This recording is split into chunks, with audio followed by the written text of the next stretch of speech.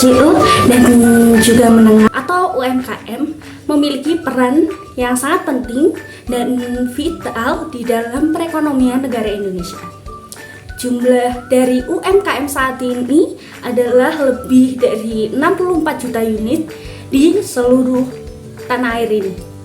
UMKM telah berkontribusi signifikan terhadap produk domestik bruto atau PDB, dan juga untuk penyerapan tenaga kerja di seluruh penjuru tanah air ini.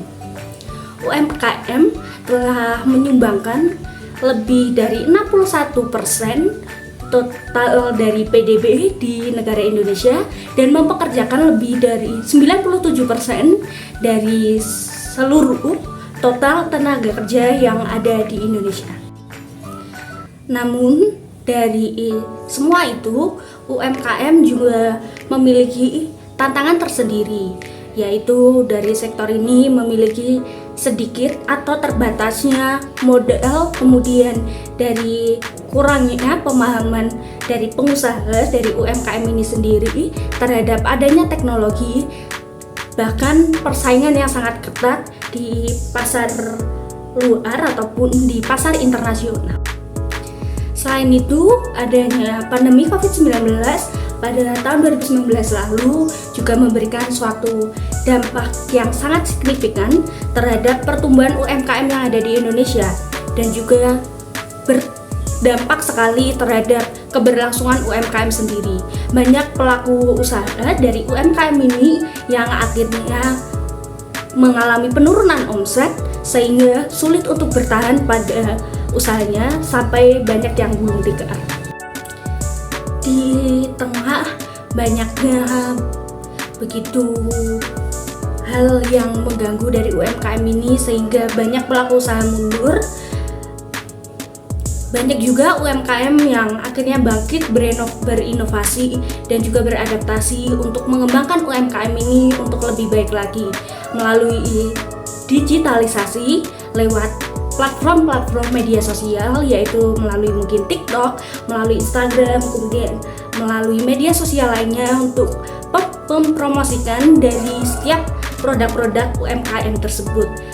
Kemudian juga pemerintah terus mendorong UMKM untuk lebih maju lagi melalui program-program seperti program yang dimiliki oleh Kementerian Koperasi dan UMKM, yaitu program untuk memberikan pelatihan, memberikan penyuluhan, kemudian pendampingan kepada pelaku usaha untuk melakukan digitalisasi kepada usahanya demi memajukan usaha setiap pelaku UMKM. Selain itu, gerakan yang dilakukan pemerintah yaitu gerakan bangga terhadap produk-produk Indonesia juga memberikan dorongan kepada masyarakat untuk mencintai produk-produk dalam negeri sehingga UMKM ini menjadi semakin maju dan juga produknya dapat digemari dan dibeli oleh konsumen-konsumen oleh yang ada di dalam negeri. Situasi pandemi pada COVID-19 lalu membuat banyak UMKM yang akhirnya mundur dan akhirnya tidak bertahan. Tetapi juga banyak dari UMKM ini yang terus berinovasi, memberikan gebrakan baru, kemudian bertahan sampai saat ini untuk mempertahankan usahanya. Salah satu UMKM yang ada di Kota Blitar yaitu UMKM dari Rumah Produksi Sari Kedelai Bu Ripa juga menjadi salah satu UMKM yang mampu bertahan untuk melewati pandemi dan juga menaikkan omsetnya selama pandemi COVID-19.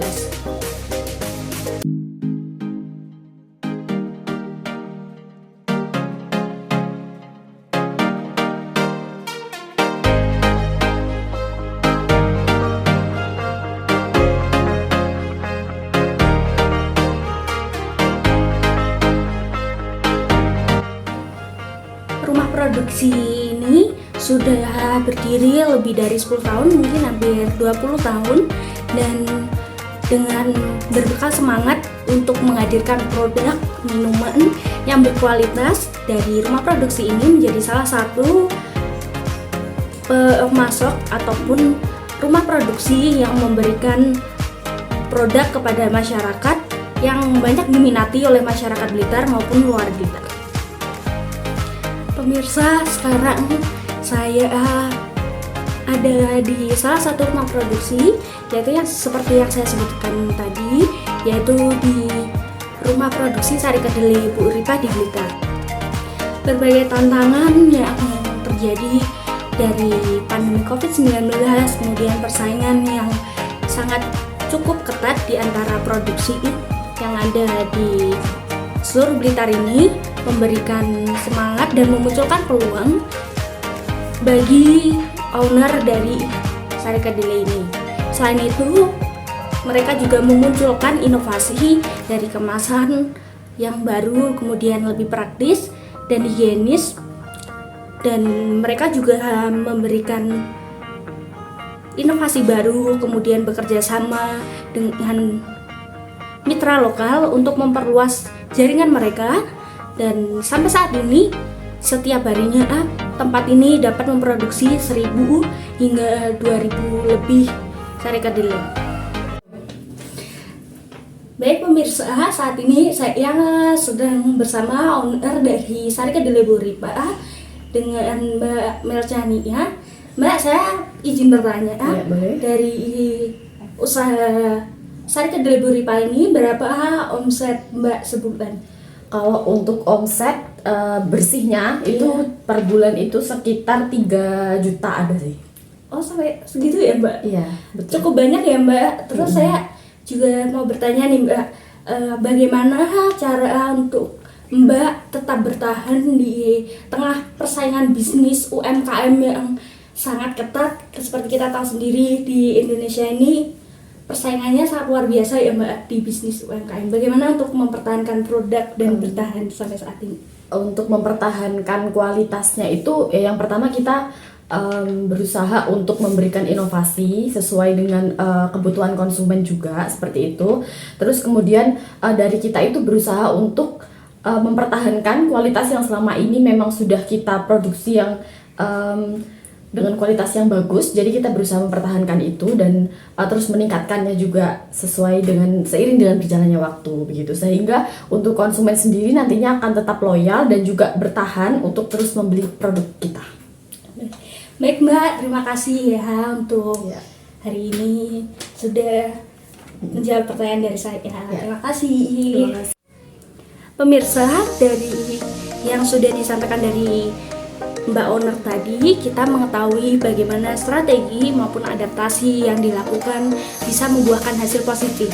Penjualan bisa mengalami peningkatan yang signifikan dan bisa menambah jumlah pelanggan dari yang sedikit menjadi lebih banyak. Kemudian kualitas juga menentukan dari suatu produk yang akhirnya menjadi produk yang diminati oleh banyak masyarakat.